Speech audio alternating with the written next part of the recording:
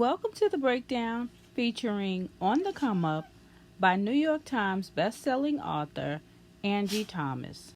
16-year-old Bree wants to be one of the greatest rappers of all time, or at least win her first battle. As the daughter of an underground hip-hop legend who died right before he hit big, Bree's got massive shoes to fill. But it's hard to get your come up when you're labeled a hoodlum at school and your fridge at home is empty after your mom loses her job. So Bree pours her anger and frustration into her first song, which goes viral for all the wrong reasons.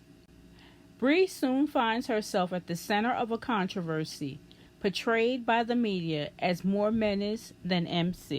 But with an eviction notice staring her family down, Bree doesn't just want to make it, she has to, even if it means becoming the very thing the public has made her out to be.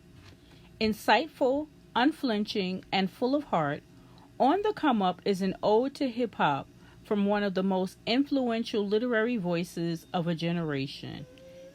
It is the story of fighting for your dreams, even as the odds are stacked against you, and about how, especially for young black people, freedom of speech isn't always free.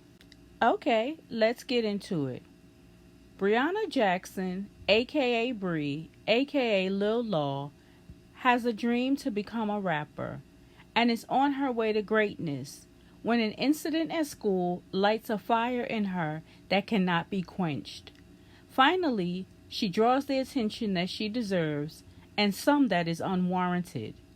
What started out as an isolated incident suddenly becomes so much more. As if that isn't enough, some are comparing Bree to her infamous father, Lawless. You may remember him from The Hate U Give. And remember, he died suddenly. Every remaining member of this broken family must deal with the after effects in their own way. Ironically, it is also the beginning of their healing. Luckily for Bree, she is surrounded by an amazing support system, which includes Sonny, Malik, Curtis, Aunt Pooh, and of course, her mom. The character that disturbed me the most was Supreme. I didn't trust him at all. It must have been the Suge Knight vibes.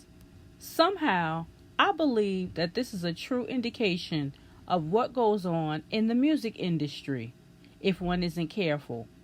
I'm not gonna lie, that grandmother was blowing my vibe with her snobbish behavior, but as we know, prayer can change anything. I loved everything about this book. The flow, the character development, plot, and also the plot twist. The letter at the end was simply the icing on the cake. I highly recommend this 5-star book by Angie Thomas. And please let me know if you've watched the movie and also if you've read The Hate U Give. For one, I need to go and watch On the Come Up right now because that's the reason why I read the book.